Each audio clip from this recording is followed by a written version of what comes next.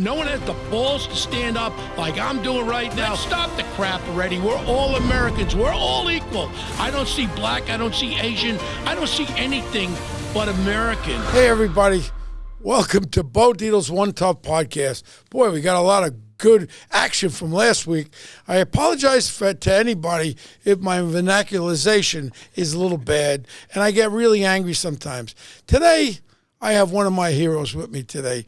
A friend of mine from way back, from 1986, when I ran for the United States Congress in the 6th Congressional District in South Queens. And this man, I met then. I think he was the controller of Nassau County. Were you the controller? Right, and I was running for Attorney General that year. Okay, but this guy came into my life, and I don't say it lightly, he is truly one of my best friends, is more important. And he's like family to me, and his family is like my family. And then he went on, become a great congressman, and then become probably the greatest Homeland Security person that we had in this country. He was the chairman of the Homeland, what was it called? Homeland Security Committee, yeah. Okay, but he was the congressman that oversaw the whole thing. You know, in comparison with this little jerk-off Mayorkas there, because we didn't have Homeland Security then. We didn't have that position, that cabinet position. No, it actually was formed right about that time, and Tom Ridge was the first secretary. Right, Tom Ridge was a good Homeland Security director. And then this little punk come into play. I don't know. I don't think we have a great border. We have no problems at the border. You're a moron. And then on top of it, Peter, I'm going right into it. On top of it, what happened in North Carolina? Then 90 people are still missing. And then all of a sudden, this little moron comes in. We have no more money. We ran out of money. And that's a lie. We're going to take on topics, and I apologize already, Peter, because you're a class gentleman, and I'm going to apologize for the way I act. Well, I'm not that class. Okay, but you know what? And you're pretty good in the boxing ring, too. I've seen you hit the heavy bag. So let's just start. I have a couple of topics let's start with, and I'm going to really get animated because there's a lot of anger in me built up from what's going on. Let's start with what's going on with the Middle East and our foreign policy. You know, we all support Israel, and we support, you know, what's going on over there, and that they were the victims there. Just imagine being this little bitsy country surrounded, but everybody wants to kill you. And they're coming from the north. They're coming from the south. They're coming from all different ways in little Israel. And then Netanyahu tries to make a move and everything. We're telling him what to do. That's like somebody who's attacking your house with your beautiful grandchildren, your wife, and your daughter. Everybody's in there, and they're attacking. They says, well, excuse me, Peter, you can't stop them from coming into your house to rob and rape and murder your family. Bullcrap. These people attacked Israel, and you know what? They're responding. What's your feelings on this, Peter, as far as with our policy with the brain-dead Biden and now Kamala, whatever her name is? What's your feelings with this? Well, we have to stand with Israel. They are our closest ally in the Middle East, and I agree with you. It's insane to be telling them, okay, you've been attacked, you could have been wiped out. I've been to Israel a number of times. It's a small country. You can fly across in a helicopter in a matter of minutes, it seems like, and to tell them what weapons they can use, who they can attack, who they can't attack. Imagine if during World War II, they said, you really can't attack Japan because you're hurting civilians. You can't be attacking Germany because innocent people are going to get killed when you're bombing Berlin, when you're bombing Hamburg. Of course, that's unfortunately, war is war. And Israel did not start this war. They were attacked. They're fighting for survival. And if Biden was honest, he would let Netanyahu do what he wants to do. And also, they're doing our dirty work for us. Because if Israel was not there, we'd be going head-to-head with Iran. Who is our enemy? Our enemy is Iran. Absolutely. And if it ain't Israel, and I guarantee you, Peter, and I hope I'm wrong, but if they develop nuclear weapons, Israel will be a target, and where you think the other target? If they got two, where do you think they'd lob it? Israel and New York. Absolutely. And that's it. And you know what? People are living in a friggin' fog, and Netanyahu's doing what he's got to do. And now I'm really appalled. All of a sudden, excuse me, I'm not going to curse, shithead. Okay, President Biden says you can't bomb the nuclear facilities, you can't buy the oil. Now they're making all these hundreds of billions of dollars on oil with this policy. What's your real feelings about that, Pete? I'm incensed when I hear you this. should be. First of all, as far as bombing the nuclear facilities, my God, if they don't do it now, we're going to have to do it later, and then you have more of a risk of war because Iran will have the weapons. And if you think that Iran with this bull crap. If you think that they won't lob an atomic bomb on Israel and New York, then you're out of your mind. Now we go right into something. I had a great guest on my podcast. He was a lieutenant colonel, and he was over there in Afghanistan through the whole thing. And his name was, let me get his name correctly because I don't want to misrepresentate him. He was a lieutenant colonel that was a Green Beret that was over in Afghanistan when we had all the interpreters over there, when he had all the people that were giving us information on the attacks of our troops when we were in Afghanistan. Brainless Biden all of a sudden decides to clear out 1 minute, clear everybody out. Absolutely nuts. Not just leaving the stuff behind, but leaving all the computers with the names and identities of all these people that were helping us, and we left them behind over there. Information has come back from people we have over there now, and this is public information now, that bin Laden's son now is running a team of Al-Qaeda over there, is in Afghanistan training, and they're coming through our southern border, and they're here, Peter. It ain't going to be planes going into buildings, Peter. It's going to be attacks just like what happened in Russia, in the movie theater. Who were they? Al-Qaeda. Remember when they went in the movie theater? Killed 160? Yep, absolutely. So basically, we're dealing with this right now, and people are not realizing by the southern border being left non-protected. It's not just the illegal migrants, that the criminal elements, the gangs from Venezuela coming in. We're talking about terrorists right through. And now we have a government official that's saying that there's no problem there. Peter, as far as what the border goes, am I crazy, or we don't know what's in our country? They say 20 million. Gotchas, get you. We don't have any clue what's going on, right? No, this is a disaster from beginning to end. First of all, pulling out of Afghanistan, that was our way of monitoring what was going on with nuclear weapons in Pakistan. Yeah. That airport we abandoned is only an hour from China. And then you have, giving access to information to all our supporters over there was insane. But now, then with that, you open up the southern border. Think when you're trying to get on a plane and get over, you got to get your shoes taken off. But instead, you just walk across the border. And so we know that there's hundreds or maybe more of terrorists in this country at least. Also, already, Hezbollah has been here for years, including in New York. Ray Kelly was going after them 15, 16 years ago. And we had intelligence. Yeah, we had intelligence with the NYPD, with the federal government. We have no intelligence. What's going to happen? Is it going to be an attack? Everybody's going to go, which way did they go? And they're going to have their fingers up their ass, and we're going to be attacked in America. I think they've been holding off with the attack. You know why? Because of the election. Because they know if they set this off, Trump will be elected in a landslide. So they say, wait for a time. And when this idiot Kamala, if she gets elected, I guarantee it's going to happen. And now, did you hear the newest? When they put these illegal migrants on planes, you know what they show for the identification? A piece of paper that they got at the border with no verification of who the hell they are. So we got Julio Gonzalez from Venezuela. Then we got Akbar from Afghanistan. And they're in our country now. They're traveling. When you go on a plane, do you have to show ID, Peter? Absolutely. You know it. Absolutely. Oh, I'm angry. I got to show ID when I go on a plane. Now, all of a sudden, these illegals get on the boat. Hello, my name is Akbul. Hi, my name is Emmanuel. I'm from Venezuela. And they get on a plane. They don't have to show no identification. Something's wrong. Oh, you're a bigot. You can't say that without being called a bigot. I tell you, it's disgraceful. This country is turned upside down. It's insane. And when the next attack happens, people, how do you make all these mistakes? It's obvious what's going to be happening here. Absolutely. I mean, let's just go right into it. New York City, that you love and I love, Peter. It's upside down. Travel anywhere. If it's not somebody on a illegal moped bike, no license plate, no nothing. Now they're spitting at cops. They're smacking them. They're shooting at them. There is nothing. They had this little punk kid with this, he's from Venezuela. He had 10 robberies with weapons and everything. In the last year, 10 of them. The year ain't over yet. And they just let him out. I think he's 15 years old. But, Peter, here's a question I have for my listening audience. Just imagine. I have daughters. I have granddaughters.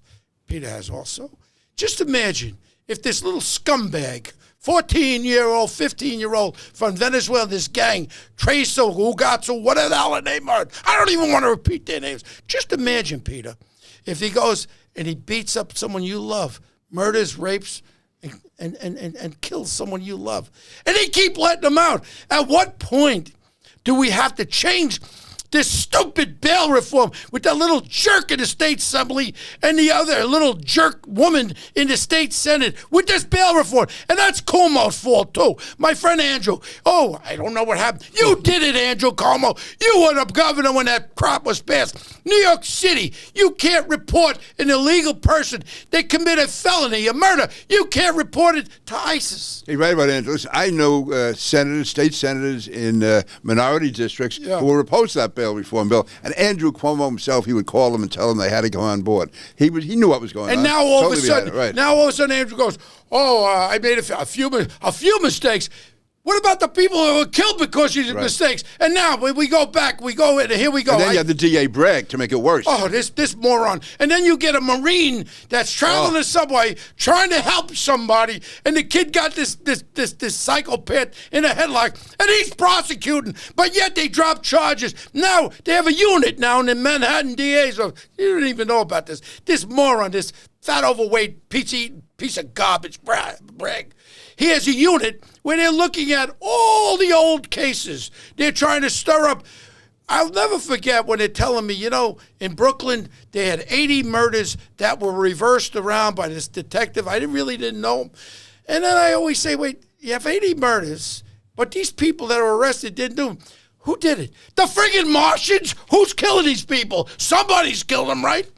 No, you're right. And as far as that poor guy, that ex-Marine, 20 years ago, he would have gotten a ticket tape parade. I mean, that's what a hero that guy was. I can't imagine anything being more petrified of being on a subway with a psycho running around. You have nowhere to go. You're stuck. But it would have been okay if that psycho took out a knife and killed and stabbed that Marine. We wouldn't even heard of anything. Well, and they probably wouldn't have prosecuted him. They said he had a bad childhood. He didn't like his mother, and he was acting out aggressions or something. To go back, it was Lieutenant Colonel Scott Mann was the fellow from Afghanistan that gave me all this information about Al-Qaeda being trained in Afghanistan. And you got Bin Laden's son now is active. Also, they're giving passports and they're giving credentials out of Afghanistan.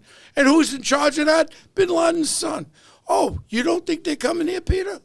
No, I know they're going to be coming here. I know, in fact, as far as I'm concerned, they're here. And all the weapons we set up after 9/11, like, for instance, what Ray Kelly had in New York, he was profiling all those neighborhoods, which you had to do. And the courts have stopped that. Federal courts have jumped in and stopped that. And it was de Blasio who signed off on that. So the cops are not allowed. I mean, if you hear that someone's coming from Somalia to attack New York, you go to the Somalian community here in New York and talk to them. You have to build up you're a detective. You build up sources. You get some on people and you turn them. We have no intelligence of what's about to happen here in the United States. And I don't want to scare the listening audience, but it's that serious, and it's coming, and it's here, and it's just sleeping. It's the old sleeper cells, remember years ago? Yep. But we knew about them. Now we have no idea. Of the 20 million, they say it's a lot more.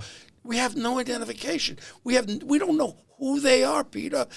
Not just gangs, but actual terrorists that want us dead. What do we do, Peter? How do we come to a conclusion of turning this around? It has to come at different stages. The first thing, I believe, is you go for the ground level. First thing is you revoke this bullshizzle bail reform. You got to revoke that. You got to change that law around. And then when people are arrested on crimes, you've got to prosecute them. And if you got to build more damn jails, you build them. Where is the freedom of the people who just want to go to work and work hard, and they're being stuck up? And they tell me crime's down. You're full of crap. Crime's down. Perception, my friend Eric says perception. That's another bull crap thing. Perception.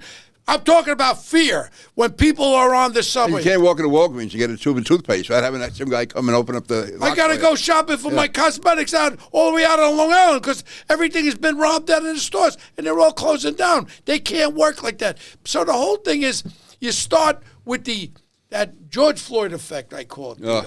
So, I mean, this was a great citizen. Didn't rob the woman that was pregnant, beat her up. He was on lethal amount of fentanyl. We don't want to see anybody die. The cop got him into that headlock.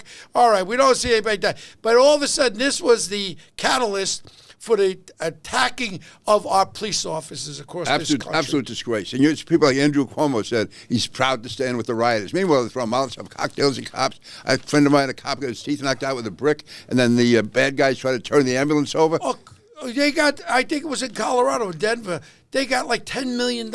They sued the police, the demonstrators. Yeah. They were setting fires. They were assaulted. There were some murders involved with it. Nobody was prosecuted. And then when there's any kind of a question against a cop and we wonder why crime is down, no, Mr. Mayor, crime is not down in New York. Crime is not down across this country. People are scared. Half of the people are not even reporting what they go through on the street every day. My own son was hit with one of these Julio moped things there. And you want to know something? It doesn't go reported. Crime is up. Fear is up. America has become a fear country. And I hate to say it, but you know what? If you really, truly love your family and love America, you only have one choice when you vote. Maybe you don't like his personality. Maybe you don't like it. But you got to realize one thing. This is your only choice. And it's not a political show. But I tell you right now, if this woman, what's her name again? Kamala. Yeah, Kamala, whatever the hell her name is. If she gets in there, baby, it's over. You'll have a Supreme Court with probably 18 Supreme Court judges, and I'll guarantee that most of them will be progressive. And then we'll have this new states of Washington, D.C. and Puerto Rico. And then you'll have another 4 senators, and you'll never have another election where you'll have 2 parties. You're a political guy, Peter. You're one of the greatest congressmen we ever had. What's your feelings of what would happen if this lady gets elected? It'd be a disaster. What you would see at the national level is what the New York City Council has done here in New York. You tie the hands of law enforcement. You turn your back. You have more illegal immigrants coming in, more terrorists coming in. You weaken the country. You weaken the military. And you take away local control of schools and transgender. All that stuff would run wild. It's absolute insanity. Yeah, but I mean, we're spending federal funds. I just saw the guy that killed a woman and her husband on a boat over Catalina Island in California. All of a sudden, he wanted his ding-dong cut off, and he wanted to be a transformer, whatever the hell they call that crap, right? Next thing is, we're paying for it through federal funds. We're paying for it. Then all of a sudden, kids under the age of 6, oh, I like wearing a dress. Oh, give him, her, whatever it is. Give them some drugs so they can become whatever they want. Where's this world you get someone like Kamala Harris saying it's equal rights to let a violent prisoner, to pay for his transgender operation. It's crazy, absolutely. I'm just thinking, my father was a cop for all those years. Thank God for his sake he's not here, so he'd be going nuts. Cops being spit at, transgender operations. You have illegal immigrants coming in as terrorists and nothing being done. It's absolute insanity. And then we got the migrant problem here, right? All of a sudden in New York City, they're talking about in 3 years. $10 billion. $10 billion with a B dollars. And in reality, a lot of these contracts, no one knows what the hell is going on. We're spending all this money, and he wants to go now, the mayor's plan goes to 2029. Welcome. You know what New York City's going to look like, Peter? Every one of these office buildings now have the right to converting into a house, to have apartments. We're going to have a city. New York City is going to be one migrant center with everybody or migrants in these single room occupancies. And that's what New York's going to turn into be. Who the hell? I want to go to see Rockefeller Center when the snow falls, when the tree is out. I love Christmas in New York. I got to go for Christmas with my gun. And I'm lucky to have a gun. But what about the regular people? How are you going to protect your family? These animals come out like Night of the Living Dead. They come out, they see a watch, they'll rob you, they'll do anything. It's scary, Peter. No, it is. And by the way, you're right. I mean, you can carry a gun. The average person doesn't. And yet the people in the ivory towers, this is all in your imagination. It's all perception. It's not really out there. They're crazy. And I tell you, the average person, listen, all of us are descended from immigrants. Immigrants who make our country great. They come in legally. They work their way up. They don't come in illegally. They don't have swag bags handed to them when they get off the bus. They don't get put up in luxury hotels. I mean, every immigrant who's come here in the past, they had to work their way through. They had to get up. Peter, perfect example. I tell you, I was against J.D. Vance when I first heard Trump using his right. I love the guy. I wish he was running for president. J.D. Vance is a very intelligent, very smart guy, and he knows how to handle all kinds of adversarial stuff. And I watched that thing with that lady. I call her Mrs. Ugly. Oh, Martha Brennan? Martha Radez. Oh, Martha Radez. Yeah, Martha Radez. I'll be very honest with you. I'm not a person that make calls names and all that, but she is one ugly woman. And she's ugly in the sense what she talks about. When she goes, oh, we really don't have a problem in Colorado with these Venezuelan There's only gangs. some housing complexes. Oh, yeah, only a few. It's not that many. How about it was your house? You got to be nuts. This is WABC, and this is what WABC did with Trump. It was a control. And now they think the people of America are stupid. And people who vote for Kamala have to be stupid if that's what you want. And then the next thing comes into play. We realized that wasn't good when you had that transformer that with the beer company. What was that transformer's name? And it was Bud Light. I know that. Yeah, Bud Light. The transformer was on there. They lost like 100% of their value because no one wants to see that. Now all of a sudden, armed services, what's this, diversity? What's these three things? I want to forget them because I don't want to. Diversity, inclusion, and equity. I think. That kind of garbage. Now they're bringing it here. They're bringing it there. It's not the qualified. It's all that diversity stuff. No, it should be the best person for the job. Absolutely. Not we care if it's a woman or a man, the best person. But all this division. And then people will work hard. And even, say if your daughter, that I know, your lovely daughter, was a swimming champion in Nassau County. Worked her butt off there, and she was the champion. She might even go for the Olympic trials. And then all of a sudden, some guy with a yang-a-dang hanging down his knee all of a sudden wants to be a woman, and now he's competing against. Is that right? And your guy out there in Nassau County, Blakeman, I give him a lot of credit. Bruce was great on that. Yeah, he's being attacked from all over, from the left wing, the progressives, all these civil rights groups. You see when they're standing on the podium, the guy's trying to hide his yang-a-dang, and he's still got the yang-a-dang, and he's swimming against a female who doesn't have the strength, and then the boxing and the Olympics. I mean, where does this stop, Peter? Where does this stop? Now, you mentioned my daughter, but she loves you. She thinks you're the greatest guy in the world. But she's down in North Carolina now. She moved to North Carolina, and you're talking about Mayorkas and Homeland Security. There are people getting murdered, dying. Whole cities, whole towns have been wiped out, and he doesn't have the money. It's it's crazy. No, absolutely crazy. He said first he didn't have the money, and now all of a sudden he has the money. I'm saying he said he looked doesn't like have the a money. damn fool. Of course you have the money. Years ago when he came out the first time, well, look at his cabinet. Just look at the Biden's cabinet. The morons are morons. Then you got that other guy who just had a kid with another guy or something. What's his name there? He was a mayor of... Buttigieg. Yeah, another Buttigieg. Yeah, Buttigieg this. Another thing is this. When you were talking about North Carolina, I have friends that have beautiful houses in Nashville. Even my friend Ken Langone has beautiful houses there. Beautiful in the mountains. Who would ever think you would drown in that? So now this is a direct story. My friend had a beautiful house up on the top of the hill. The river that goes by, one of the main rivers, maybe 2.5 feet. They never had trouble before. Never had problem. The river went up to 30-foot raises. They lost, personally they knew, 8 of their neighbors that had the homes on the river washed away. It's gone. 90 people are still missing. Why the hell didn't this little Mayorkas punk put an emergency, mobilize how many bases you got around there? Helicopters over there. Emergency. But if they were migrants drowning in the Rio Grande, they would be sending them over there, getting them out of there. Why aren't our Americans being helped? Now there's devastation in Florida. Where is the help for the Americans? I don't give a crap about people who just come here. I care about the people who've been paying taxes in this country. I care about the people that are losing their loved ones. I care about the people who are on the roofs of their houses waiting for help, never to come. And then we just washed right over it. Mayorkas goes on there. And then he had to go. He went there for about 2 hours or something. And he flew back. He had to go to Nobu to get his sushi for him and his wife. Like he cares at all. All they're doing right now, Peter, is setting up for this Kamala. And if she ever wins, and I'm telling you, tell everybody you know, if you don't like Donald Trump, you vote for him anyway. Because our lives will never be the same. And it's not going to... Do you think we ever could come back to her? If she gets elected, do you think we could ever come back? It's going to be hard enough coming back now, by the way. But yes, no, if she's in there, it's going to be really tough. By the way, you talk about Mayorkas. The Department of Homeland Security was set up after 9/11. Right. Have you ever heard Mayorkas mention terrorism? It was set up to fight terrorism.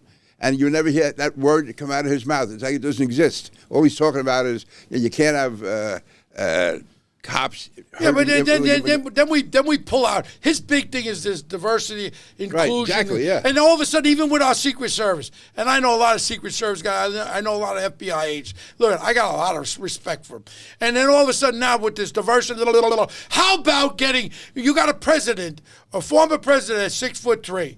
I mean, really, you got to fight with all respect. I wouldn't even be a good example of a security person with Donald Trump. I'm too short. You got to get an imposing figure that can protect them. And it's common sense. You don't put a little 5-foot lady or a 5-foot man with a president that's 6'3", and you think you can protect them. I mean, it comes to common sense. And look even in the security business that I'm in, I have people that say, Bo, and I know I'm going to sound like a racist, but I tell you what, I have people that says, Bo, I'd like a big black guy. I'm sorry. That's what they ask for, a big black guy. Okay. That sounds racist, but you don't want to know something? They want an imposing person rather than having even me, because I have to fight with everybody. I came on a force of 5'8". I'm probably 5 foot tall now, but I shrunk, I think, a little bit. But all of a sudden, even for myself, if I'm putting security people that want to be working well, I want big, intimidating-looking people. Yeah. And if you got a female that's 6 foot tall, big piece of beef, I'll throw her in there. But I certainly don't want somebody that 4'11" that's going to be security to be imposing. You're not going to be. It's common sense. And even with the police department, the best security person ever has to fight because people are scared of him. Yeah, well, right. And everybody, when I was on the force, I had my big Irish partner. You remind me of a big gray-haired fellow like you. And big, 6'2", Tommy Collin, one of the great detectives. And when I used to go after the gangs of East Harlem there, all the gangs, Savage Gold, Seven of Malls, I used to fist fight with their president, vice president. He would lock me in the doorway in the vestibule, and I wouldn't lock anybody. I'd throw punches. They'd throw punches back. And then we'd walk. He goes, "You're not going to lock me up?" I said, "No. We had a fight. It's over with." I didn't lose too many times, put it that way. And then all of a sudden, they wouldn't mess with Tommy. And then all of a sudden, he'll sit there. We'd go into some kind of a location. Next thing is, he would sit down, I'd go at it, and the guys would start fighting with me, and he would sit back. He used to carry the illegal 9mm. We couldn't have 9mm. But Tommy's not with us anymore. Tommy used to carry a 9mm, plus his little 38. And he used to sit there laughing as I would fist fight with these guys. And he used to tell everybody it's a fair fight with me, fighting all these guys. But the point is, you want to have an intimidating security professional. Sorry, it comes into play. Size and stature are part of it. You can't have a person that's going to have a control of a situation that's 4'11". I don't care how tough you are. You're going to be fought. They're going to go after you. It's whatever is needed, tall, short, whatever the size. You need a guy in charge who can use who he wants to use, not be told you got to use this one here, you got to use that one there. And you know what? And I've been looking at what's been going into the New York City Police Department. I'm not happy with it. I'm not happy with it. They're just putting bodies in there because nobody wants a job. Because they know one thing. They're looked at. If they do something wrong, they're going to lose their pension. They're going to lose maybe their house. They're going to lose everything. So it's not a very palatable job. And we're going to end this by talking. Now, when you applied, the line was a mile long that people wanted to retire. You had to be 5'8". I had to sleep on the friggin' floor. Yeah. My brother Alan, God rest his soul, he's down with us. He didn't make it because he was 5'7". And now, I would be the biggest cop in a squad room. And you don't want to know something? Now we have a new police commissioner coming in. She was the head of the sanitation. What qualifications? Let me just say one thing in defense. She was head of the lowest security Manhattan Initiative. She was assistant commissioner under Ray Kelly. Okay. And what about the $175 million of cell phones she ordered? The Microsoft ones. They were not compatible. If I did that, they would have fired me, Pete. There's a lot of good people out there. I just don't get it. Sanitation. Maybe she was brought in to clean out the garbage. There you go. You think so, Peter? No, listen, I'm not saying she's the best. I'm just saying she has some police experience anyway. But the whole thing with the department, Keyshawn Sewell was a great commissioner. Oh, I loved her. He was great. And before that, you people like Kelly and Bratton. Kelly and Bratton, my guy. And my guy Carrick. Bernie's a good guy, but he had his own. Yeah, but Carrick is like a Bo Dietl that all of a sudden became the commissioner. Right. And he did very good after 9/11. And the only other guy is our poor friend Rudy, who crashed and burned. I'm so depressed about what happened with Rudy, and that's another story. But Peter, I hope that today we brought our audience into how we really feel. Well, people know where you stand. That's for sure. You're the best. Well, you want to know something, Peter? That's one of the reasons I get calls all the time. Oh, run for mayor again. I would never run because they put all the lies in there. You almost won for Congress. You almost won that year. 2,000 votes. I lost by when they threw a third-party yeah, candidate, right. Brian McCabe. Right, Irish neighbors to take the. He took the Rockaways, Right. and I lost by 2,000 votes. He got 4,000, and I'll never forget. We were at Lenny's Clam Bar in Howard Beach, and I go to him. Brian, we took a shot at, it, and I said we lost. The wife goes, "Oh no, we didn't lose."